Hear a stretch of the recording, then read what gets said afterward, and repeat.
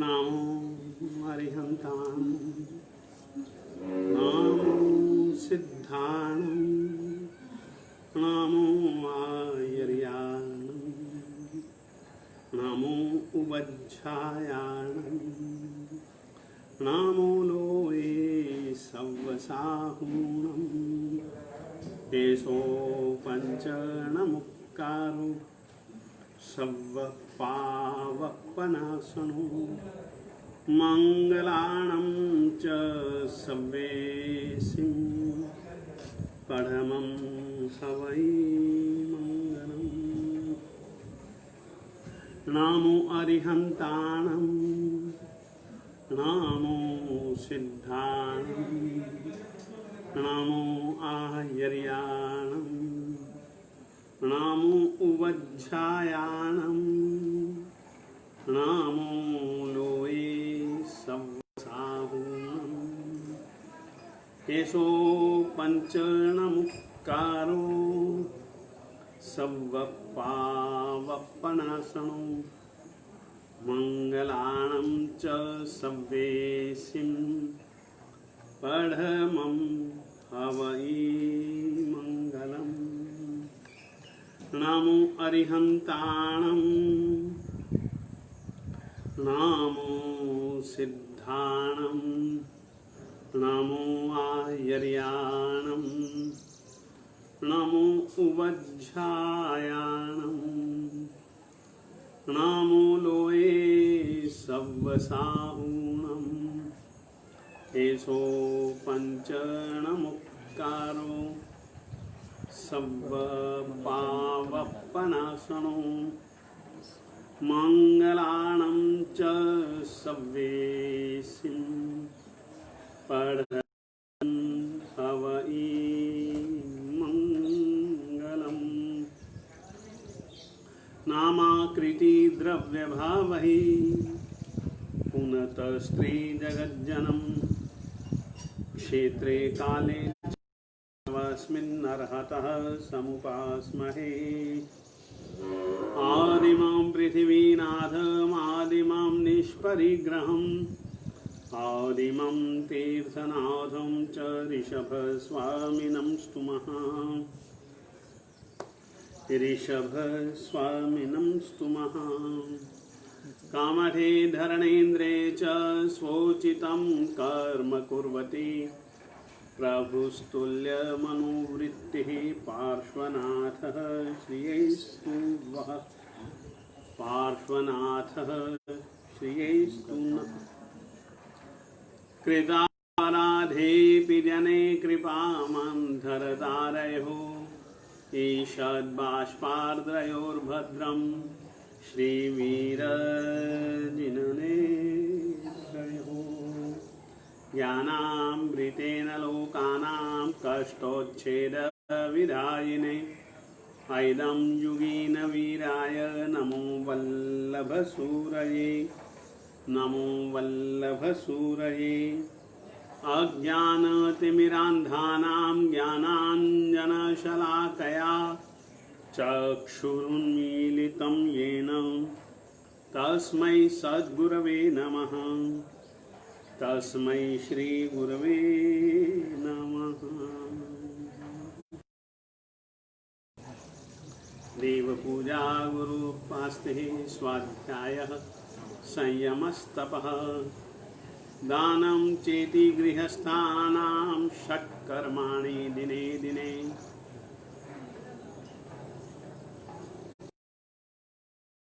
अपन लोग अरिहंत और सिद्ध देव का स्वरूप और उसके बाद देव पूजा की पद्धति, इसको लेकर के सामान्य रूप से संक्षेप से कुछ आवश्यक बातें सुन चुके हैं। आज मैं उसी क्रम को आगे बढ़ाऊं। उसके पहले मंदिर जी में प्रवेश की विधि का प्रारंभ निसिही अक्षर से, निसिही शब्द से होता है और पूरी की पूरी विधि की समाप्ति अवश्य ही शब्द से होती है। पहली बार की निस्ही और पहली बार की अवश्य के बीच में जो कुछ होता है वह बहुत भाव भक्ति भरा होता है। भक्ति के माध्यम से अपनी आत्मा में छुपे हुए परमात्मापन को जगाने के लिए, परमात्मा बिंब से परमात्मापन का विचार करते हुए अपनी आत्मा में छुपे हुए परमात्मापन को देखने के लिए एक प्रयास है। इसी है शब्द का भावार्थ का पालन कर लें तो निश्चित रूप से परमात्मा की ओर हमारी यात्रा परमात्मा की तरफ आरंभ होती है। हमारी यात्रा देह से हट करके अपनी आत्मा की ओर चालू होती है। एक प्रकार से हम पालन नहीं करते हैं। आज ये बातें मैं कुछ आप लोगों से कहना चाह रहा हूं। और निस्ही शब्द का यदि हम पालन सही ढंग से नहीं करते हैं, निश्चित रूप से 84 आशातनाओं में से आशातना ही करते हैं। जिनेंद्र परमात्मा के मर्यादा का पालन हमारे शरीर में घाव हो चुके थे, मक्खियां भिन भिनाती थी, शरीर में थी, शादी कर दी।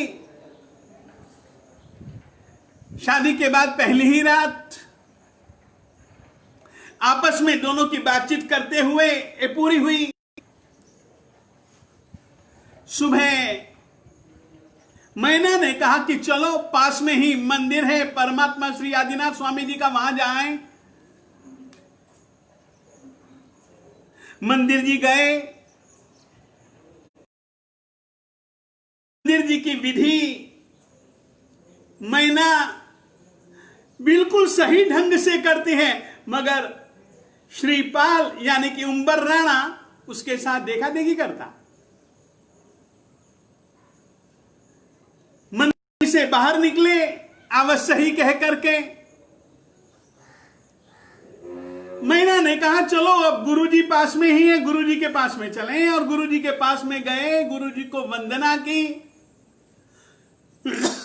गुरुजी ने कुछ मैना से पूछा, मैना ने कुछ कहा और मैना की बात को सुनकर के और पास में खड़े उम्बर राणा को देख करके गुरुजी ने कहा कि चलो तुम आना, मैं तुमको एक विधि दूंगा। और उन्होंने विधि दी। यथा विधि नव पदों की आराधना करने के कारण उनकी अभिषेक जल का सिंचन स्वयं के शरीर पर करने के कारण जब उसने पाया कि मैं तो निरोगी हो गया, तब उसने अपने 700 साथियों के ऊपर भी परमात्मा की पूजा के बाद नव पदों की पूजा के बाद वो अभिषेक जल 700 के 700 अपने साथी कोड़ियों के ऊपर छिड़का, वे भी सब ठीक हो गए। श्रीपाल एक दिन मंदिर से निकल रहा था, मैना साथ में थी, तो श्रीपाल को रास्ते में ही अपनी मां मिली। दोनों ने प्रणाम किया, दोनों जन अपनी मां को घर ले गए। अब तीनों जन रहते हैं। एक दिन जब श्रीपाल और मैना सुंदरी परमात्मा के मंदिर में बैठे हुए चैत्य वंदन चैत्य वंदन कर रहे थे। श्रीपाल यानी कि उंबर राणा उस समय परमात्मा की भक्ति में भजन बोल रहा था। बड़ा मधुर स्वर था, बड़ा गंभीर स्वर था। स्वरों की अपेक्षा भी उसके शब्दों में भक्ति का। मैना और श्रीपाल की मां साथ में थे। वे भी मुग्ध बन करके श्रीपाल के द्वारा गाए जा रहे भजन को सुनते हैं, स्तवन को सुनते हैं, मुग्ध हो जाते हैं, डोल उठते हैं। उस समय बहुत दिनों के बाद, बहुत दिनों के बाद मैना की मां परमात्मा के मंदिर में आते हैं और मैना को देखती है। उसको पता था कि मैना की शादी तो एक कोड़िए के साथ में हुई है, परंतु मैना के पास में बैठे हुए देव कुमार जैसे एक पुरुष को देख करके वह बहुत उल्टा सुल्टा सोचती है। उस समय मैना मां के दुर्भावों को पहचान लेती है।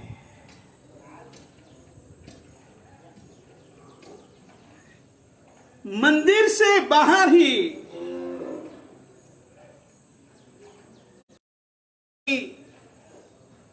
मैना अपनी मां से मिलती है।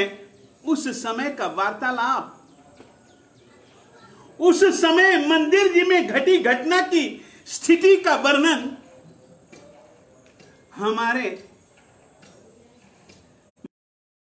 कवि आशु कवि उपाध्याय श्री विनय विदेरी महाराज साहब जिन अक्षरों में करते हैं, जिन अक्षर, इस वृत्तांत को मैं ज्यों का त्यों आपको सुनाना चाहता हूं और आपको भी कहना चाहता हूं कि मैना जो कहती है, मां को मां की गलती का एहसास कैसे करवाती है, वो आपको मैं सुनाना चाहता हूं। एक दिन जिन पूजा करी मधुर स्वरे एक चित्त, चैत्य वंदन कुंवर करे। कुंवर यानी कि उंबर राणा। चैत्य वंदन कुंवर करे सासु वहु सुनंत, मैना नी माता घणु दुहवानी नृपसात, जब मैना मत्सर धरी दिंदी दीदी उंबर हाथ, पुण्य पाल नामे नृपति निज बांधव आवास, ईसाई आवी रही मुके मुख निसास, जिन वाणी हियड़े धरी विसारी दुख दंद, आवी देव जुहारवा, तिने दिन तिहा आनंद, माए मैना ओलखी। माए मैना ओलखी अनुसारे निजबाल, आगल नर दीठो अवर, यौवन रूप रसाल। कुल खम, अब मां क्या सोचती है मैना के विषय में? कुल खंपन ए कुंवरी, कुल खंपन ए कुंवरी, का दीधी किरतार, जिणे कुष्टी वर परिहरी, अवर कियो भरतार। वज्र पड़ो मुझ कूख ने, धिक धिक मुझ अवतार, रूप सुंदरी इणी परे घणु, रुदन करे तेणीवार। रोती उस समय मां ने कुछ सोचा और सोचने के बाद में उसने रोना चालू किया मंदिर जी में ही। रोती डीठी दुख भरे, मैना ए निज माय, तब आवी उतारी जननी पाय। हरख तने, मां को क्या कहती है मैना? अपनी मां को क्या कहती है? शब्द हैं हरख तने स्थानक तुम्हें का दुख आणो माय, दुख दो हग दूरे गया, श्री जिन धर्म पसाय, श्री जिन धर्म पसाय। अब जो बात मैं कहना चाहता हूं, निस्ही शब्द का मतलब क्या है, और निस्ही शब्द का पालन मां ने कैसे नहीं किया, और उसका पालन न करने के कारण क्या परिणाम होता है। मैना अपनी मां को कहती है,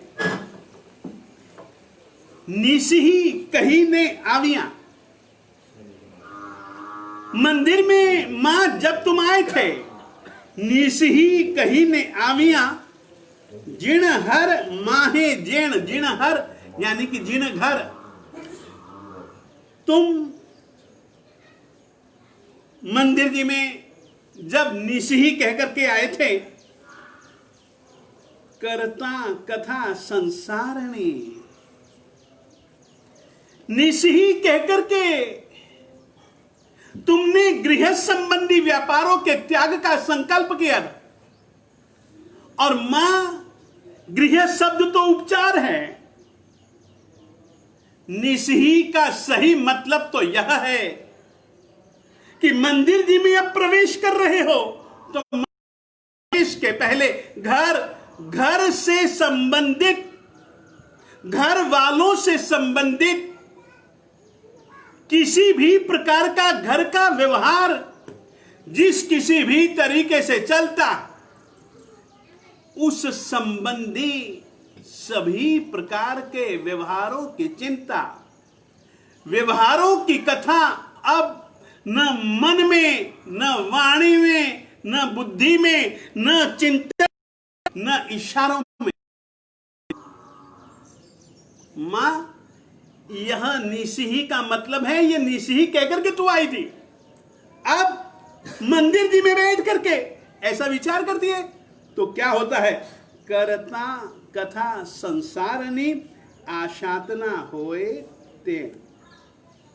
सोचिएगा, मां ने कुछ कहा नहीं, विचार ही किया, और विचार के कारण से रोने लगी।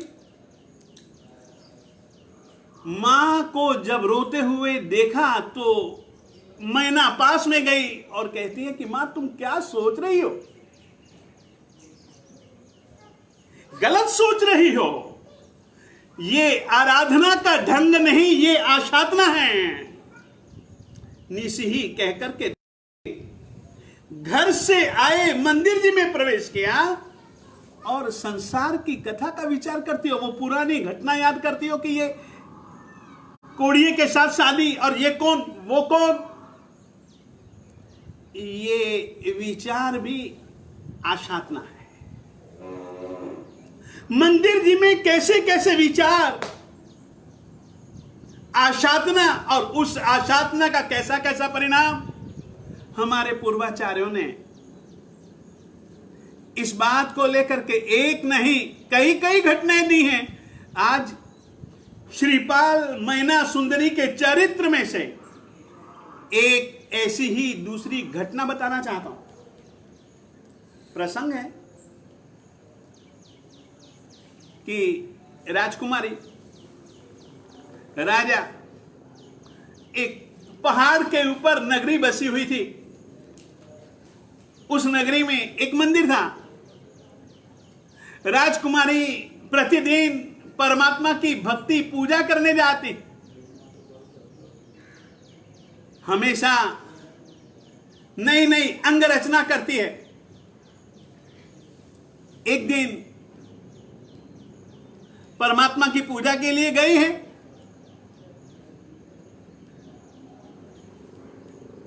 अंग रचना कर रही है, और आज के दिन तो उसने दिल से अंग रचना की थी। बहुत बहुत बहुत मग्न बने, ऐसे दिल से उसने पूजा की थी। परमात्मा की अंगियां बनाई, और अंगियां बनाने के बाद अच्छे ढंग से अंगियां बना ली। ये अंगिया बनाते बनाते ये देखिए, माँ जैसे अपने बच्चे को सजाती है, बार बार देखती रहती है कि कहीं पर कोई कमी नहीं रहनी चाहिए, मेरे बच्चा अच्छे से अच्छा दिखना चाहिए। वैसे ही भक्त भगवान को जिस समय सजाता, बार बार देखता है कि कहीं पर मेरी सजावट में कोई कमी तो नहीं रहेगी। अरे परमात्मा कैसे लगते, मैं ऐसी अंग रचना करूं कि परमात्मा की शोभा दुगुनी नहीं, 100 गुनी नहीं, 1000 गुनी हो जाए। परमात्मा तो अनंत गुना अनंत गुना अनंत गुना सुंदर है। मैं भी उसकी कुछ तो अंग रचना कर लूं। अंग रचना करती है, बार बार देखती है। जब उसको लगा कि अंग रचना हो गई, वैसे ही अभी तक तो उसने अंदर से ही देखा था, अब बाहर आती है, देखती है, और इसी समय उसके पिताजी आ जाते हैं। और उस दिन की अंग रचना को देख करके, और किस तरीके से राजकुमारी परमात्मा को निर्निमेष देख रही है, उस स्थिति को देख करके राजा ने विचार किया, अरे वाह, कितनी अच्छी भक्ति, परमात्मा के प्रति कितनी कितनी कितनी सुंदर भावना।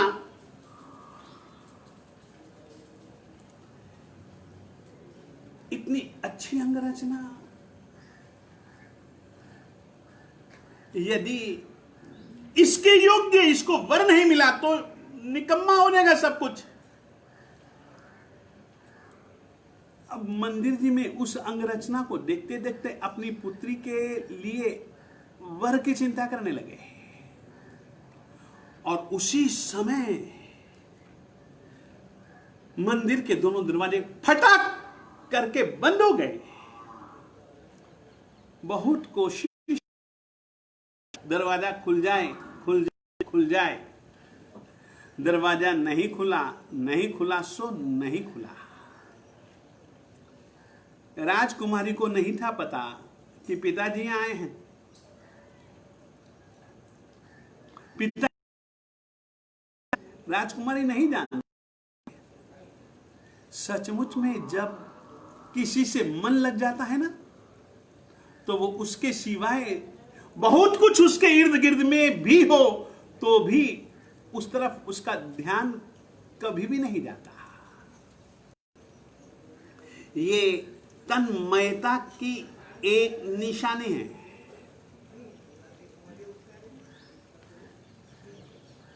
कोई भी काम करो, परमात्मा कहते हैं तच्चित्ते तम मने तद्वसीये, तन्मय बन करके करो, उससे एक मेक ओल घोल बन करके करो।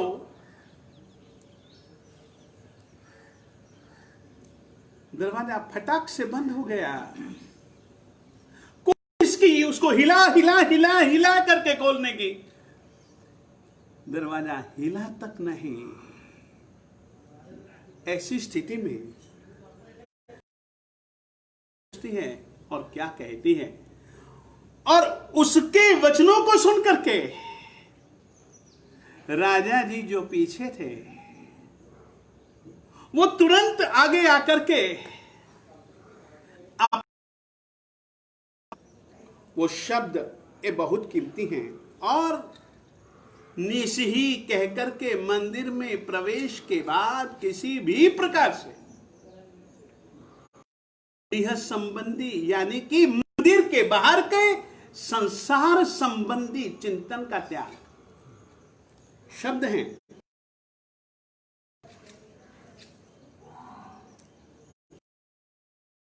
तेहना जी देवाना दोय बार, हलाव्या हाले नहीं जी, सलके नहीं लगार, राजकुंवरी इम चिंत राज कुंवरी इम चिंत वेदी मन आणी विश्वास मैं कीधी आशात नाजी को एक धरी प्रमाद ढिग मुझ जिन।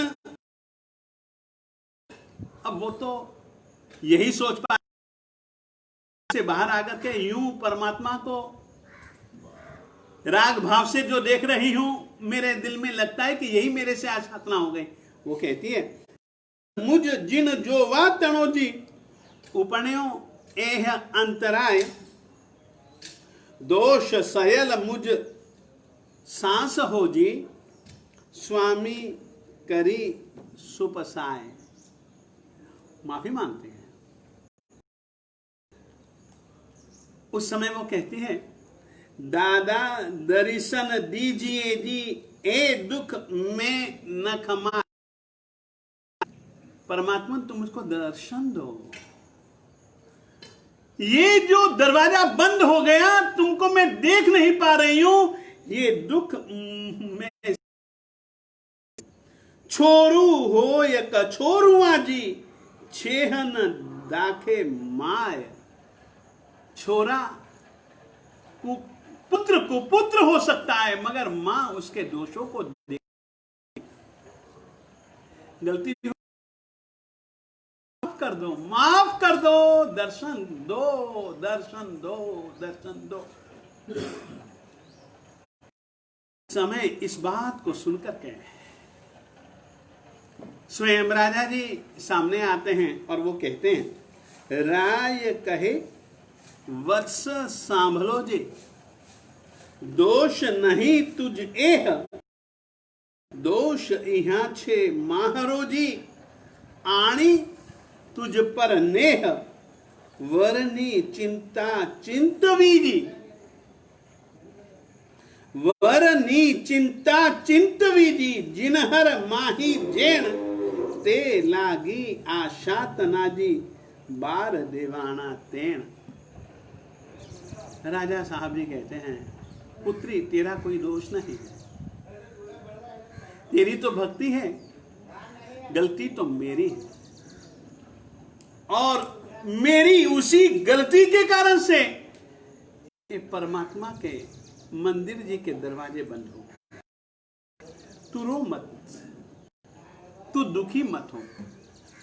देखिए आराधना के लिए हम जाते हैं, निशी ही एक सूचना है कि मंदिर के अंदर जाने से पहले आत्माओं को समझ लो।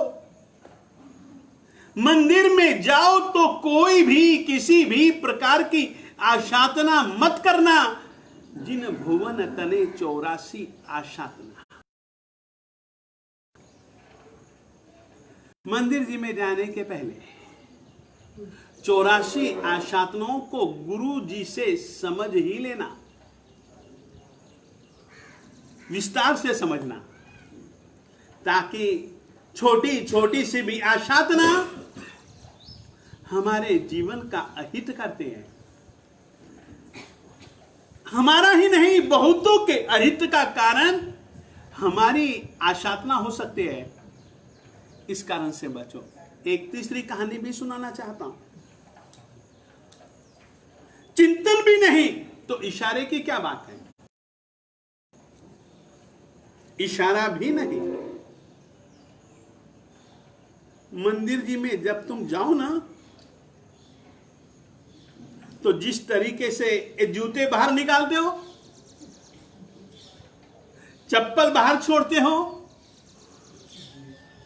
उस तरीके से घर संबंधी, घर वालों का व्यवहार, घर वालों के लिए व्यापार इत्यादि सभी प्रकार के व्यवहारों की छोड़ दो, छोड़ दो, छोड़ दो। इशारा भी मंदिर में जाकर के तुम नहीं कर सकते हो। एक छोटी सी कहानी, केवल मंदिर जी में निशी कहकर के तुम गए हो तो कितनी सावधानी रखनी चाहिए और उसकी कैसी कैसी आसाधना होती है। एक श्राद्ध विधि प्रकरण नाम का ग्रंथ है, बहुत अच्छा। मैं उसके आधार पर ही तुम लोग बतला रहा हूं, केवल इसी ग्रंथ का ही नहीं, कुछ जीवन संघाचार महाभाष्य, जिसमें कि मंदिर वाला यानी कि परमात्मा की प्रक्रिया, छोटी से छोटी बात की भी जानकारी, क्रम की जानकारी मैं इन्हीं ग्रंथों के आधार पर तुमको कह रहा हूं। अभी तक मैं बतला चुका हूं कि पहली निसिही कहां कहनी, और पहली निसिही के बाद अर्धावनत प्रणाम करके नमो जिनानम कहते हुए सम्यक दर्शन, सम्यक ज्ञान, सम्यक चारित्र की प्रार्थना। इतना ही नहीं, प्रार्थना के साथ साथ सम्यक दर्शन का स्वरूप, सम्यक दर्शन का महत्व, सम्यक दर्शन, ऐसे ही सम्यक ज्ञान का स्वरूप और सम्यक ज्ञान के लिए प्रार्थना, सम्यक चारित्र का स्वरूप, सम्यक चारित्र के लिए प्रार्थना, इन तीनों के लिए पुरुषार्थ।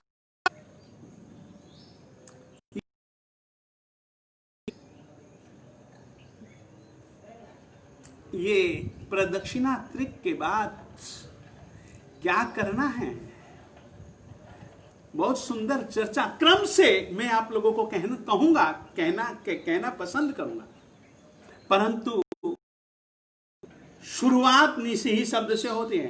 तो मंदिर की मर्यादाओं का पालन, मंदिर जी में आशातना न हो जाए इस बात का ख्याल तुमको रखना है। और जैसे मैंने श्रीपाल में से आप लोगों को 2 प्रसंग सुनाए, एक ऐसा ही प्रसंग मंदिर जी में कैसे घटा, और उसको लेकर के एक चारण भाट क्या कहता है, जिन्हाक को श्राद्ध विधि प्रकरण में है। जिन्हाक एक गांवड़िया आदमी, बड़ा गरीब आदमी,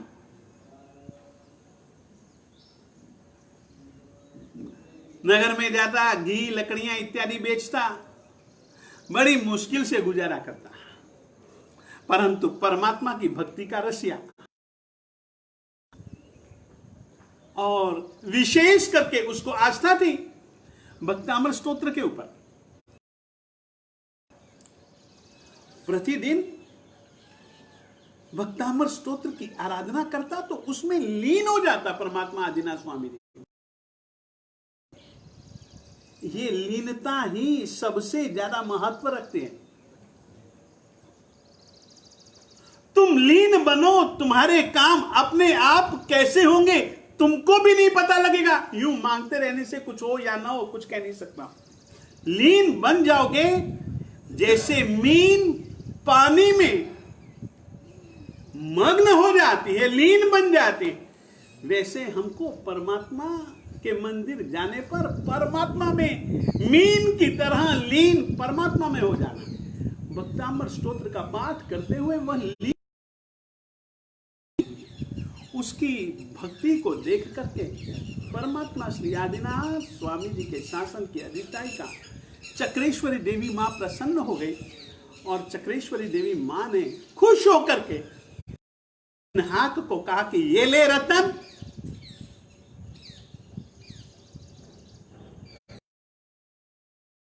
कर लेना, तुम वो तेरे वश में हो जाएगा। रतन ले लिया। एक दिन वह रतन लेकर के पाटन नगरी जाने का विचार करता है। बीच में जंगल आता है, और जंगल में उसको 3 चोर मिलते हैं, और वे नामी चोर के लिए आया था उसको, उनको पकड़ने के लिए। उनको जो कोई भी पकड़ करके लाया घोषित किया। जिन्हाक को पता था, तीनों चोर मिल गए, और जिन्हाक के पास में वो रतन तो था ही, तीनों को वश में किया और तीनों को मार गिराया। राजा को समाचार मिले, जिन्हाक को और दिन्हाक को देख करके और दिन्हाक के पराक्रम को देख करके उसने उसको अपने यहां पर एक काम सौंप दिया। और उस समय दिन्हाक को काम देता है, अपने यहां पर नौकरी देता है। उस समय राजा जी के पास में राजा का सेनाधिपति था। सेनाधिपति राजा साहब जी को एक बात कही, खांडऊ तासु समप्पि। खांडऊ यानी कि तलवार उसको देनी चाहिए जिसका उसको चलाने का अच्छा। खांडऊ तासु समप्पि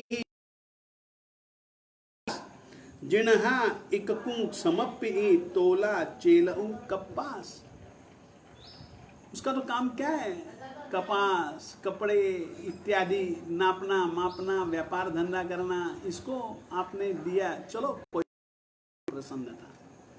वैसे तो वो कहता घोड़ा, शस्त्र, शास्त्र, वीणा इत्यादि कुछ चीजें ऐसी होती है राजन, यदि किसी अच्छे आदमी को दी जाए, कलाकार आदमी को दी जाए तो उनका सदुपयोग होता है और वो अपने आप में महत्व बढ़ा, उन चीजों का भी महत्व बढ़ता है। और यही चीजें वही की वही यदि ऐरे खैरे नथु खैरे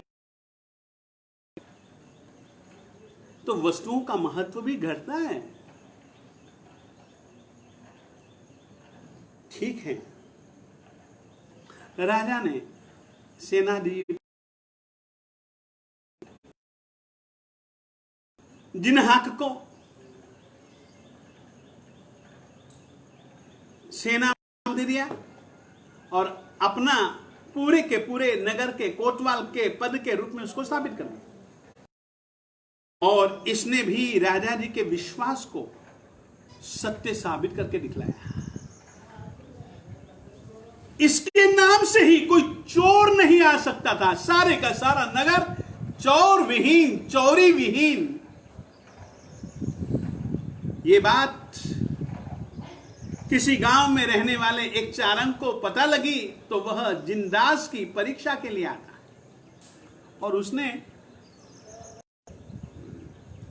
पाटन में से ही एक ऊँटनी की चोरी की,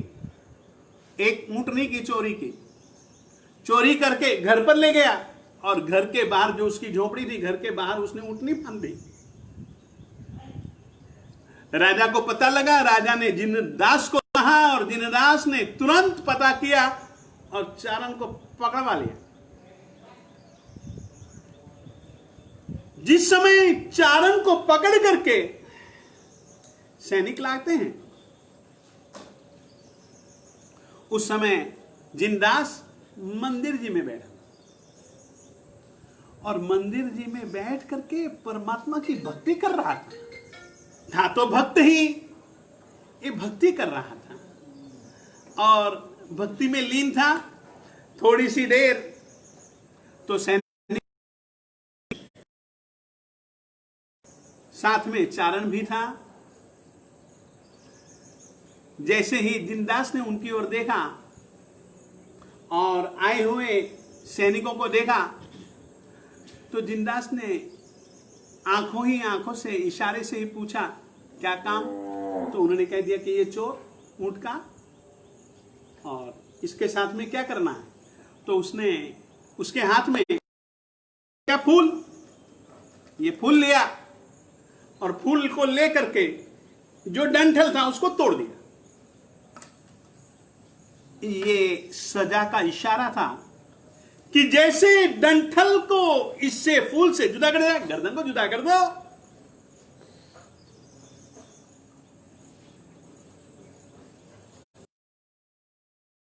ठीक है, सैनिकों ने कहा ठीक है, परंतु चारण भी कोई कम था नहीं। और चारण ने कोई चोरी तो करनी चाहिए नहीं थी। चोर कभी भी ऊंट जैसी चीज की चोरी नहीं करता है और यदि चोरी कर भी ले तो अपनी झोपड़ी बांध करके। चोरी तो उसने की ही नहीं थी, वो तो केवल परीक्षा के लिए आया था।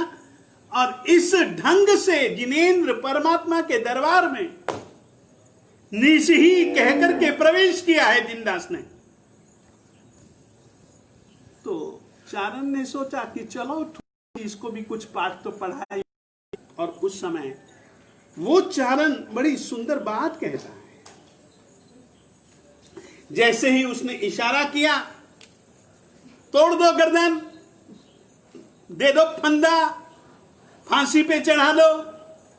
उस समय चारण क्या बात कहता है? चारण कहता है, जिन्हा नई जिनवरह न मिलई तारो तार, जिनी करी जिनवर पूजी ते किम मारना। वापिस कहना चाहता हूं, जिन्हा नई जिनवरह न मिलई तारो तार। तू मंदिर में बैठ करके शायद तू भ्रांति में है कि तुझको ये तीरण तारण जहाज परमात्मा मिल गया। ये भ्रमणा है। यूं जिनेंद्र परमात्मा तुझको मंदिर में रह ले चाहे जितने मर्जी घंटे, नहीं मिलेंगे। आश्चर्य तो इस बात का है, जो परमात्मा की पूजा करता है उसी हाथ से तू मुझको, मेरी गर्दन को मेरे धड़ से, मेरे शरीर से जुदा करने के लिए आज्ञा देता है, वो भी मंदिर जी में। ये क्या है तेरे? ये पूजा नहीं है। स्थान की मर्यादा को संभालो। और उस समय वह कहता है, एक का चोरी सा जा खोलई न माई, बीजी चोरी किम करी, चारण चोर न थाई। और इस दोहे को सुन करके तुरंत वह अपने द्वारा दी गई सजा, अपने द्वारा फरमाई गई सजा को बिल्कुल फोक कर देता है।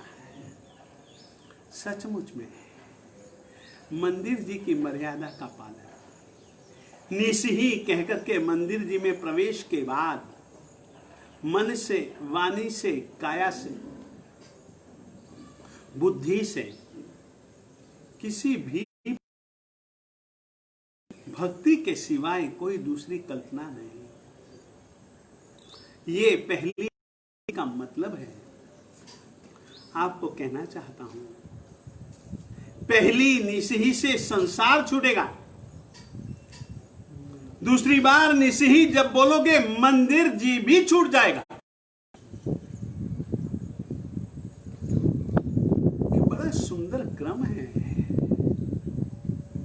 और इस क्रम का पालन कैसे, क्यों, इस बात की चर्चा देव पूजा इस विषय के अंतर्गत अपन आज यहीं पर समाप्त करते हैं। आगे की बात यथा अवसर कल करेंगे। श्री वल्लभ गुरु के चरणों